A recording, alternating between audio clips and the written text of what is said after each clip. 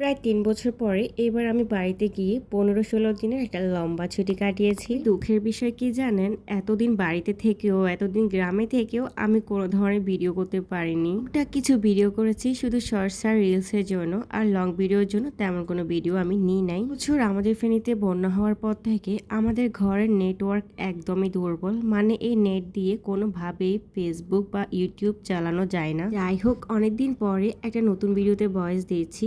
এই কয়দিন যে ভিডিওগুলো আপলোড করেছি ইউটিউবে, ওগুলো কিন্তু আমার আগের ভিডিও রেডি করা ছিল। প্রায় 7 দিনের মতো শ্বশুরবাড়িতে ছিলাম, আর শ্বশুরবাড়ি থেকে 8 দিনের দিন আমি বাপের বাড়ি চলে আসি। এর পরের দিনই ছিল আমার ছোট বোনের বাসায় দাওয়াত। তো ভিডিও শুরু থেকে আমি দেখিয়েছিলাম যে আমরা সবাই বাসা থেকে রেডি হয়ে ছোট বোনের বাসার জন্য রওনা দিয়েছিলাম। তো এই প্রথমবার কিন্তু ছোট বোনের বাসায় যাচ্ছি। আমার কিন্তু আর যাওয়া হয়নি, মানে ওরা বাসা নিয়েছে গত বছর, আর গত বছরটা তো আমার প্রেগনেন্সি ছিল। প্রেগনেন্সিতে কোথাও যাওয়া পসিবল ছিল না, আর ছোট বোন আমাকে শুধু দাওয়াতি করে যাচ্ছিল আমার ইভেন্ট হওয়ার পর থেকে কখন ওর বাসায় যাব। এবার আর মিস করতে দেয়নি, এবার ওর বাসায় দাওয়াতটা নিয়ে নিয়েছে। তো যাই হোক, আমরা কিন্তু এখানে মস্কো বেকার্সে চলে এসেছি। ওর বাসাটা ছিল বারিয়ারহাট, আর এখানে ভালো কোনো মিষ্টির দোকান নেই, শুধু একটা মিষ্টির দোকানে আছে মস্কো বেকার্স। কি আর করে, এখান থেকে আমি 2-3 রকমের মিষ্টি নিয়েছি, একটা রসমালাই নিয়েছি, দই অবশ্য নিই নাই কারণ আমার ছোট বোন খুব ভালো দই বানায়, সেই জন্য আর দইটা নেওয়া হয়নি। আর একটা কেক নিয়েছিলাম। তো কেকটি নিয়েছিলাম আমার বোনের ছেলের জন্য। আমার বড় বোনের ছেলের বার্থডে ছিল 2 দিন পরে, বাট ওর বাবা মানে আমার বড় আপুর হাজবেন্ড চলে যাবে, সেই জন্য বার্থডেটা ওই দিনই করে নিয়েছিল, কারণ ওই দিন আমরা সবাই একসাথে থাকবো।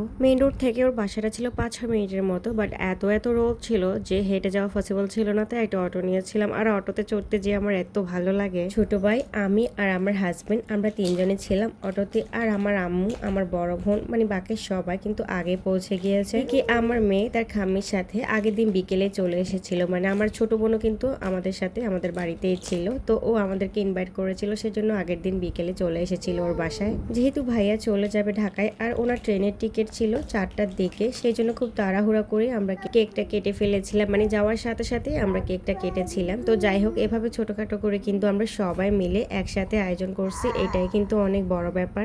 একটা সময় আমরা যখন অনেক দূরে থাকবো, আমাদের যখন অনেক বয়স হয়ে যাবে, তখন এই ভিডিওগুলা, এই ছবিগুলা কিন্তু স্মৃতি হয়ে থাকবে। গত বছর আমরা ফ্যামিলি সবাই মিলে কক্সবাজার গিয়েছিলাম, আর এত আনন্দ করেছি। আসলে একা একা ভ্রমণ করার চেয়ে সবাই মিলে ভ্রমণ করার মজাটা যেন অনেক বেশি গুণ। এই বছরটা আমার ইব্রান অনেক ছোট থাকাতে আমরা তেমন কোনো ভ্রমণ করতে পারিনি, তবে ইনশাল্লাহ আগামী বছর কিন্তু আমরা আবার একসাথে কোথাও গিয়ে ঘুরে আসবো। আর এই যে আমাদের বাজে বয়কে দেখেন, ও কিন্তু কোনোভাবে কারো হাতে কেক খাবে না, এবং কেক কাটতেও কিন্তু চাচ্ছে না। ওর সাথে একটা ছবি উঠাইতে পারিনি, আমরা কেউই উঠাইতে পারিনি, কোনো মতো কেকটা কেটে ও সরে গিয়েছে। যে আমাদের 2 প্রিন্সেসকে দেখেন, আমার মেয়ে এবং আমার বোনের মেয়ে, এরা দুজন বছরে একত্রিত হয় একবার কিংবা দুবার, মানে ঈদের সময়গুলোতে একত্রিত হয়, তাও কিন্তু বেশি দিন থাকা হয় না। বাট এবার লম্বা ছুটি ছিল, এই জন্য কিন্তু একসাথে আমরা অনেকদিন কাটিয়েছি। প্রেমটা হচ্ছে অন্য জায়গায়, এরা দুজন এত বেশি ঝগড়া মারামারি চুলাচুলি করে, কি আর বলবো। মানে একটু থেকে একটু হলে দুজনের ঝগড়া বেঁধে যায়, আবার দুজনের সাথে কথা না বলেও থাকতে পারে না।